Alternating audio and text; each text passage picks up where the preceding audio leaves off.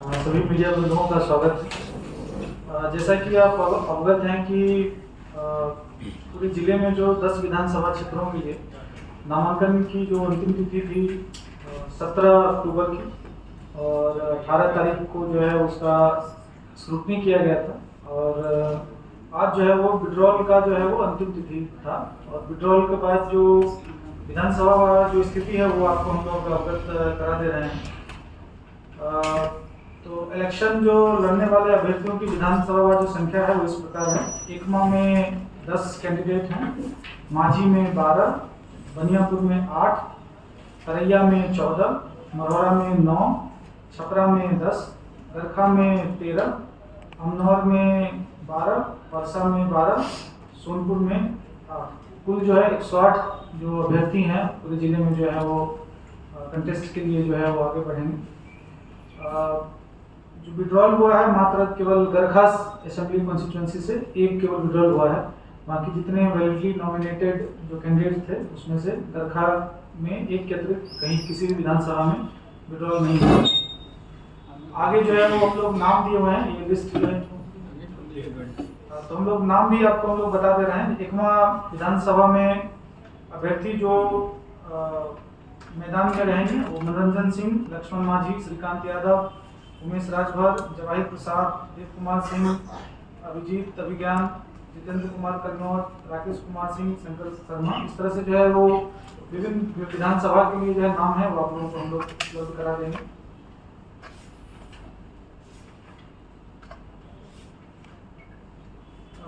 कुछ जो महत्वपूर्ण डिटेल है वो आप लोगों के साथ हम लोग शेयर करना चाहेंगे। जैसा कि आप अवगत है कि लास्ट डेट ऑफ जो नॉमिनेशन होता है उस दिन जो है वो इलेक्टोरल रोल फ्रीज कर जाता है। मतलब जो आपने देखा होगा कि फाइनल पब्लिकेशन हुआ, फाइनल पब्लिकेशन के बाद भी नाम जोड़ने की प्रक्रिया जो है वो जारी रहती है और लास्ट डेट ऑफ नॉमिनेशन है उस पर फ्रीज हो जाती है। तो हम लोग का जो अंतिम जो सूची है वो आप लोगों को थोड़ा सा अवगत करा देते हैं। जो 17 अक्टूबर को जो फाइनल हो गई उसके बाद अब किसी तरह का कोई भी चेंजेस नहीं होंगे और इसी के आधार पर जो है वो मतदान की प्रक्रिया आगे बढ़ेगी। कुल हमारे मतदान केंद्र 3510, पुरुष मतदाता जो है वो 15,36,942, महिला मतदाताओं की संख्या 13,73,353, 14 जो है हमारे अन्य हैं और कुल मतदाता जो हो गए 29,10,309। और इसमें सेवा मतदाता हैं वो 11,130 और पीडब्ल्यूडी जिनको मार्क किया गया है वो 25,553 और लिंगानुपात जो हम लोगों का है 894। उसके अतिरिक्त जो 18 से 19 के युवा मतदाता है उसकी कुल संख्या जो है वो 51,874 हो गई है। लगातार इसमें हम लोग वृद्धि कर रहे हैं। 30,000 से हम लोगों ने बढ़ाना शुरू किया था। जब फाइनल पब्लिकेशन हुआ था तो करीब जो है वो 48,000 के अराउंड थे। तो हम लोग जिसमें और युवा मतदाताओं को जोड़े हैं। अब ये पहली बार जो है फिगर जो है 50,000 के ऊपर पहुँच गई है, 51,874। उसके अतिरिक्त जो 85 प्लस जो हमारे मतदाता हैं वो 16,115 हैं। और जो हमारे विभिन्न बूथों को भी हम लोगों ने जो इस बार मॉडल बनाने के लिए कोशिश की है, जिसमें हमारे जो है वो विमेन बूथ, वैसे बूथ जो सिर्फ और सिर्फ महिला के द्वारा है संचालित किए जाएंगे, वैसे 20 बूथ हम लोगों ने सिलेक्ट किए हैं। जो दिव्यांग जन के द्वारा जो संचालित होंगे वैसे 10 बूथ हैं। और युवा जो मतदाता, युवा जो पोलिंग पर्सनल होंगे उनके माध्यम से जो किया जाएगा वैसे जो है वो 10 हैं। और मॉडल बूथ है जो हम लोग के 20 होंगे। कुछ जानकारी आप लोगों को हम लोग जितने भी इलेक्शन ड्यूटी में जो लोग हमारे पोलिंग पर्सनल लगेंगे उनके लिए क्या व्यवस्था है उसके संबंध में भी हम लोग थोड़ा सा आप लोगों को अवगत करा दें। तो जब प्रथम रूप से जो है वो नोटिस गया था सभी जो है वो हमारे पोलिंग पर्सन को कि आप जो है प्रथम ट्रेनिंग में आए, उसी समय हम लोगों ने उनको फॉर्म 12 दे दिया था। फॉर्म 12 के उपरांत जो है वो जो प्रथम ट्रेनिंग में आए उनके द्वारा जो है वो इच्छा जाहिर की गई कि हम जो है पोस्टल बैलेट से देंगे। उस तरह की संख्या है, लगभग 10,000 है। एग्जैक्ट फिगर आपको जो है वो दे देंगे। तो 10,000 में जो है वो टोटल लोगों को जो है हम लोग यहाँ पर अभी 23 तारीख से लेकर 25 तारीख तक हम लोग का द्वितीय प्रशिक्षण होगा। इसमें 2 जो है वो वोटर फैसिलिटेशन सेंटर बनाए गए हैं। उसके अतिरिक्त जो है वो एक अतिरिक्त वोटर फैसिलिटेशन सेंटर हमारे समानालय में रहेगा। तो उन लोगों का जो है मतदान हम लोग जो है वो ट्रेनिंग पे कराएंगे। कुछ ऐसे मतदाता होंगे जैसे अभी यहाँ पर वो कार्य कर रहे हैं लेकिन वो अन्य जिले के हैं, तो उन्होंने भी जो है पोस्टल बैलेट के माध्यम से हम लोगों को दिया है। और उसके लिए जो है एक बार मिलान हो चुका है, मतलब सभी जो जिले के पटना में वो मिलान हुआ था जो अन्य जिले के हैं, जैसे यहाँ पे भी करीब जो है वो 15 से 16 जिले के लोगों द्वारा, जो कर्मी है उनके द्वारा इच्छा जाहिर की गई थी, तो उनका जो है हम लोगों ने फॉर्म पटना में जाकर संबंधित जिलों को सुपुर्द करा दिया गया है। और नेक्स्ट मीटिंग होगा तो पोस्टल बैलेट जो इशू होगा, क्योंकि अब जो है वो कैंडिडेट फाइनल हो गए हैं, तो पोस्टल बैलेट जो भी उनको इशू होगा वो उसके लेने के लिए फिर वो कर्मी जाएंगे, वो फिर वो लेके यहाँ पे आएंगे। और जो हमारे कर्मी जो अन्य जिले के हैं उनका भी मतदान हम लोगों ने यहाँ पे कराएंगे, और उसका मतदान हम लोग समानाला सभागार में होगा, तिथि हम लोग अलग से करा देंगे। और फिर तीसरा मिलान होगा जब दूसरे जिले के जो कर्मी हैं उनका जिन्होंने वोट यहाँ किया है उनके बैलेट पेपर को हम लोग जो है वो शिफ्ट वो कर देंगे, पटना में मिलान होगा और वहाँ से संबंधित जिले में चला जाएगा। और जो अन्य जिले के जैसे यहाँ के सारण जिले के कुछ जो कर्मी होंगे जो अन्य जिले में होंगे, जो मतदान कहीं और करेंगे उनका जो है पोस्टल बैलेट जो है वो हमारे पास आ जाएगा। तो ये बेसिकली जो है कर्मी के संबंध में हो। दूसरा जो है वो 85 प्लस और PWD में जो हम लोगों ने फॉर्म बांटा था उसमें करीब जो है वो 232 लोगों का जो है वो हम लोगों के पास आया 85 प्लस और PWD मिला, तो उनको हम लोग जो है वो सेक्टर पदाधिकारी के माध्यम से उनका होम वोटिंग कराएंगे। और उसके संदर्भ में जो है वो अलग से इंफॉर्मेशन भी हम लोग इशू कर रहे हैं, साथ ही साथ जो कैंडिडेट हैं उनको भी हम लोग नोटिस देंगे, ताकि वो जो है वो अपने किसी कोई एजेंट को वहाँ पे नामित करना चाहें तो नामित कर सकते हैं। और पूर्ण रूप से प्रक्रिया जो है वो वीडियोग्राफी में रहेगी, जो होम विजिट होगा।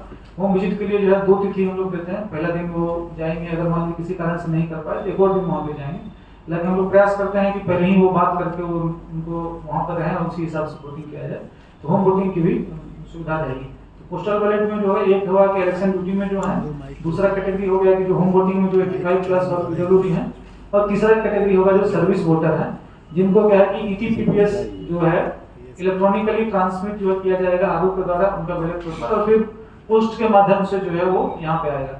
उसका जो नियम यह है कि प्रत्येक दिन जो है पोस्टल डिपार्टमेंट के पास अगर आता है तो वो हमारे जो कोषागार है, हमारे यहाँ पर जिला समानालय में स्थित जो कोषागार है, वहाँ जो स्ट्रॉन्ग रूम है वहाँ पे वो आएंगे और वहाँ पर जो है उसको एकत्रित किया जाएगा।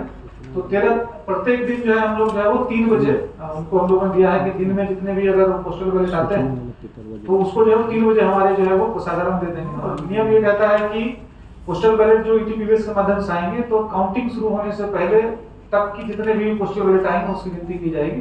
तो अर्थात 13 तारीख तक जो होगा 3 बजे तक का वो हम लोग जो है स्ट्रॉन्ग रूम में यहाँ पे लेंगे, और जो मान लीजिए 13 तारीख के 3 बजे के बाद और 14 तारीख के 8 बजे तक अगर जो भी आएगा उसको लेके पोस्ट वाले हैं वो जो है हमारे काउंटिंग सेंटर जो बाजार समिति है वहाँ पे आएंगे।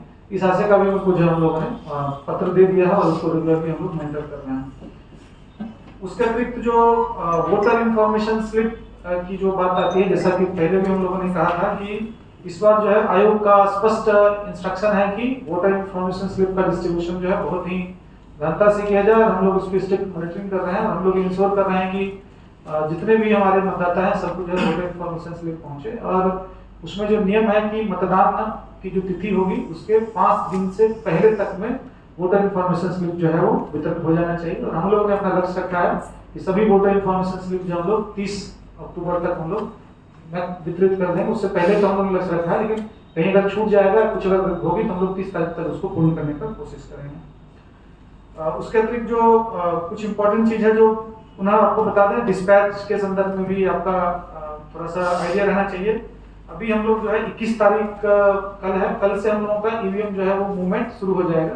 अभी जितने भी ईवीएम है सारे के सारे हम लोग के जो प्रखंड कार्यालय के पास जो वेयर हाउस है वहाँ पे स्थित है। अब हम लोग यहाँ से जो है वो आरओ के लिए जो जहाँ डिस्पैच सेंटर होगा वहाँ पे हम लोग देना शुरू करेंगे। 21 तारीख से शुरू होगा, ताकि मीडिया में भी पता रहे, ऐसा नहीं कि वो मीडिया वालों को नहीं पता हो कि ईवीएम का मूवमेंट हो रहा है। 21 तारीख को हमसे हम लोग का मूवमेंट शुरू होगा, 21 को होगा, 22 को होगा, 23 को होगा। तो इसका इस आशय का भी हम लोग जो है पॉलिटिकल पार्टी को भी इन्फॉर्मेशन हम लोग दे दिया, साथ ही साथ आरओ को भी डायरेक्शन दिया गया है कि अभी अपने जो कैंडिडेट हैं उनको भी आप बता दें। ये ईवीएम का मूवमेंट शुरू होगा। हमारे जो डिस्पैच सेंटर है 4 जगह, जयप्रकाश विश्वविद्यालय, हमारे ITI मढ़ौरा, भोगल सिंह उच्च विद्यालय और राजेंद्र कॉलेज, ये 4 जगह जो है हमारे डिस्पैच सेंटर है। ये ईवीएम वहाँ जाएंगे, जाने के बाद जो है वो ईवीएम की जो है वो तैयारी होगी, और तैयारी के लिए जो बैलेट पेपर यूज होंगे, तो उसमें जो है जो भी ईवीएम पे जो बैलेट लगते हैं वो कोलकाता से होते हैं, जो शुरू से ही वो चलता है, प्रिंटिंग वहाँ से होती है। और जो पोस्टल बैलेट के लिए जो बैलेट यूज होंगे उसकी प्रिंटिंग जो है स्थानीय स्तर पे हम लोग यहाँ पे कराएंगे। तो ये हो गया ईवीएम का मूवमेंट। उसके बाद जो है कमीशनिंग जो है हम लोग की शुरू होगी। कमीशनिंग की तिथि भी हम लोग आपको अवश्य करा देंगे। हम लोग के जब जो इंजीनियर हैं, जो ECIL के इंजीनियर जब आएंगे और जो हम लोगों को तिथि मिली है, तब 26 तारीख को शायद वो यहाँ पहुँच जाएंगे। तो उसके बाद हम लोग जो है ईवीएम का जो है कमीशनिंग हम लोग शुरू करेंगे और ईवीएम तैयार हो गए फिर वहाँ डिस्पैच सेंटर पे वो स्ट्रॉन्ग रूम में चला जाएगा। और फिर जब मतदान की तिथि के एक दिन पहले मतलब 5 तारीख को फिर हम लोग स्ट्रॉन्ग रूम खोलेंगे और वहाँ पर जो प्रिसाइडिंग ऑफिसर उनको हम लोग सपोर्ट कराएंगे और फिर उनके माध्यम से वो जो है वो फिर बूथ पे जाएगा। ये मूवमेंट हम प्लान रहेगा। बाकी हर एक जब भी हम लोगों ने रेंडमाइजेशन किया है, अभी जो आपके ईवीएम का रेंडमाइजेशन अभी होना है 24 तारीख को हम लोग कर रहे हैं। 24 तारीख को ईवीएम का रेंडमाइजेशन करके और फिर हम लोग जो है वो कौन से बूथ पे कौन से ईवीएम जाएंगे उसकी भी जानकारी रहेगी। और सभी जो है वो पॉलिटिकल पार्टी को भी सूची हम लोगों ने जो किया था कि कौन से असेंबली कॉन्स्टिट्यूएंसी में कौन से ईवीएम जा रहे हैं, उसकी सूची जो है वो साइन करा के आप अगर सारण के पेज पे देखेंगे तो ऑलरेडी उसमें अंकित है किस विधानसभा में कौन से ईवीएम जाएंगे। अब है कि उस ईवीएम्स में कुछ ईवीएम ऐसे हैं जो रिजर्व भी रहेंगे, तो जो भी रिजर्व ईवीएम रहेंगे उसी जो लॉट है उसी में से रिजर्व रहेंगे और कुछ जो है बूथ पे जाएंगे, ताकि जो है किसी को कोई कंफ्यूजन नहीं हो कि ईवीएम का जो है वो। तो हम लोगों ने साइन कॉपी जो है वो साइट पे हम लोगों ने लोड किया है। और अभी भी जो लिस्ट हम लोग का सेकंड रेंडमाइजेशन होगा वो भी हम लोग पॉलिटिकल पार्टी को शेयर कर रहे हैं और उसको भी जो है सारे वेबसाइट पे उसी दिन साइन करने के बाद स्कैन करके हम लोग उसको अपलोड कर देते हैं। दूसरा हम लोगों ने कार्मिकों का भी जो रेंडमाइजेशन कर दिया। कार्मिक का रेंडमाइजेशन अभी जो है उनको विधानसभा अलॉट कर दिया गया है। अभी जो है वो किस बूथ पे जाएंगे वो उनको नहीं पता होगा, लेकिन उनको ये पता है कि विधानसभा वो होगा। वो सेकेंड ट्रेनिंग जो है वो करेंगे और सेकेंड ट्रेनिंग के बाद जो है पोलिंग डे के P-3 पे उनका हम लोग रेंडमाइज करेंगे और फिर उनको पता चलेगा कि वो कौन से बूथ पे जा रहे हैं। तो नॉर्मल प्रक्रिया है, आपको भी अवगत कम से कम होना चाहिए। दूसरा जो है जो कमीशन के इनिशिएटिव है उसको मैं फिर से थोड़ा सा दोहरा देना चाहूँगा ताकि ये लोगों तक भी पहुँचे। इसमें एक है कि वेबकास्टिंग हम लोग कर रहे हैं, तो प्रत्येक जो मतदान केंद्र होगा 100% मतदान केंद्र पे जो है वेबकास्टिंग होगी। कोई भी मतदान केंद्र जो ऐसा नहीं होगा जहाँ पे वेबकास्टिंग नहीं होगी। और 2 कैमरे लगाए जाएंगे। एक कैमरा जो होगा वो बाहर में जो कतार है उसको देखेगा कि बाहर की गतिविधि को, और एक कैमरा जो होगा कि अंदर की जो गतिविधि हो वो देखेंगे। अंदर के कैमरा इस तरह से हम लोग लगा रहे हैं ताकि मतदान की जो है गोपनीयता भंग नहीं हो। उसके अतिरिक्त जो है वो वोटर के असिस्टेंस के लिए जो है वोटर असिस्टेंस बूथ भी वहाँ पर लगाए जाएंगे जहाँ पे जो है वो कर्मी भी डिप्यूट किए जाएंगे। और इस बार जो है कमीशन का जैसा गाइडलाइन था कि मोबाइल जो है वो लोग लेके जा सकते हैं वहाँ पर और मोबाइल होल्डर वहाँ पे रहेगा। तो जैसा नियम है कि कोई भी जो 100 मीटर के परिधि में जाएंगे कोई भी मतदाता, उनको जो है मोबाइल बंद कर लेना है। वो जाएंगे और वहाँ पे मोबाइल होल्डर रहेगा, वहाँ पे टोकन लेके मोबाइल जमा करा दें और फिर मतदान करने के बाद जो है मोबाइल होल्डर से वो लेके और फिर वो जा सकते हैं।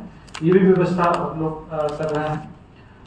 पुनः जो है वो एक और चीज आप लोगों के माध्यम से सभी जो मतदाता है उनको हम लोग अवगत कराना चाहेंगे कि जो 12 डॉक्यूमेंट है उनके बारे में उनको जानकारी होनी चाहिए। बार बार हम लोग कह रहे हैं कि किसी भी व्यक्ति का मतदान करने का हक उनको मतदाता सूची में नाम आने से होता है और उसके लिए जो है वो बहुत सारे डॉक्यूमेंट हैं। वो डॉक्यूमेंट पुनः मैं आपको पढ़ के बता देता हूँ। आप इस चीज को कम से कम जरूर लोगों के बीच में कम से कम प्रचारित करें और कल के कम से कम प्रिंट में भी इलेक्ट्रॉनिक में भी ये चीज आए कि भाई इन डॉक्यूमेंटों के आधार से आपका नाम मतदाता सूची में होना चाहिए और इन डॉक्यूमेंट के आधार पर आप जाकर मतदान कर सकते हैं।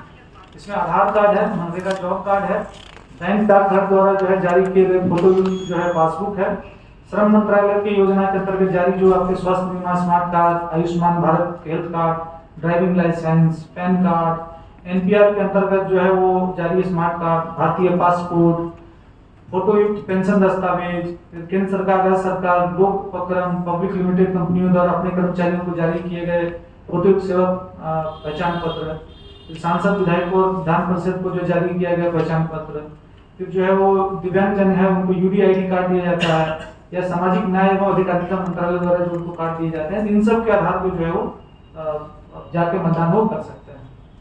सर इसमें ईपिक नहीं है क्या? ईपिक तो है ही, ईपिक तो है, लेकिन क्या ईपिक तब में लेके जाएंगे लेकिन मतदाता सूची में उसका नाम नहीं है।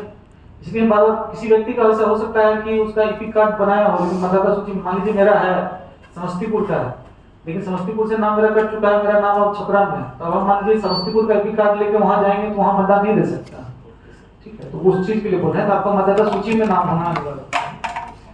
उसके अतिरिक्त पर जो है वो कुछ कंट्रोल रूम है जो आपको अवगत करा दें, जैसे इलेक्शन एक्सपेंडिचर के लिए जो है हम लोगों का नियंत्रण कक्ष जो है वो नंबर्स इसमें दिए गए हैं, जो आप ले लेंगे ताकि जो है वो इसको अवगत करा सकें। एक जो महत्वपूर्ण चीज है अंतिम में वो आपको हम लोग अवगत कराना चाहेंगे, जो एमसीएमसी के लिए है, जो मीडिया की जो कमेटी होती है उसके संबंध में भी हम लोगों का दिया गया कि प्रत्येक जो इवन जो डिजिटल और जो इलेक्ट्रॉनिकली जो चल रहे हैं उसमें मीडिया क्या करते हैं, या कोई पॉलिटिकल पार्टी अगर कुछ करना चाहे तो उसको प्री सर्टिफिकेशन करना पड़ता है, उसके संबंध में जो है वो निर्णय दिया गया है। फिर जितने भी आपके हैंडबिल्स हैं, पोस्टर हैं, पैम्पलेट हैं, वो सभी सामग्रियों पे जो है प्रकाशक और मुद्रक का नाम एकदम पूरा अनिवार्य होना चाहिए। उसके अतिरिक्त जो है इलेक्ट्रॉनिक मीडिया पे भी जो हो या केबल चैनल में हो, रेडियो पे हो, निजी एफएम हो, ऑडियो हो, सिनेमा हॉल में हो, सोशल मीडिया में हो, इन पर कोई भी अगर प्रचार प्रसार हो करते हैं तो उसका प्री सर्टिफिकेशन उनको कराना अनिवार्य है। उस चीज को भी हम लोगों ने इसमें दिया है। बाकी जो है वो सोशल मीडिया से हमारा जो है वो काम कर रहा है। एनसीएमसी में 3 पार्ट है, एक तो जो है मीडिया का प्री सर्टिफिकेशन जो मीडिया में जाता है न्यूज उसका करते हैं, प्लस में जो है वो फेक न्यूज जो होता है उसको हम लोग ये करते हैं कि मॉनिटर कर रहे हैं, कहीं कोई फेक न्यूज चल रहा है तो उसके ऊपर कंट्रोल करते हैं। और तीसरा जो है वो पेड न्यूज है, अगर कहीं आ रहा है कि उस पर भी हम लोग का नियंत्रण रहता है, कहीं कोई प्रचार प्रसार जानबूझ के जो है पैसा देके तो नहीं किया जा रहा है, उन चीज़ों पे भी हम लोग जो है निगरानी रखते हैं। ये मॉडल एमसीएमसी के माध्यम से हम लोग कर रहे हैं, इस समय में भी आपको जो है थोड़ा सा दे दिया जाएगा। तो मेरी ओर से इतना ही है, बाकी एसएसपी साहब से अनुरोध करेंगे कि विधि व्यवस्था जो है आपको अवगत कराएं। तो मीडिया में चलते हैं, थोड़ा सा हम लोगों से पहले वेरीफाई करा लीजिएगा। जैसे अभी एक वीडियो आया था जिसमें जो है अभी एक छपरा के कॉन्स्टिट्यूंसी के जो कैंडिडेट हैं जिनके जो है कुछ पुलिस वाले जो फोटो को खींच रहे हैं, बाद में अभी जो हम लोग सत्यापन कराया तो पता चला कि वो जो है वो कहीं पटना का है और वो इससे पहले का है, नॉमिनेशन से पहले का है। तो हमको लगता है कि थोड़ा सा अगर कुछ है हम लोगों से कम से कम परीक्षा हो जाए, जांच के बाद ही थोड़ा सा वो चलाया जाए तो ज़्यादा बेटर रहेगा।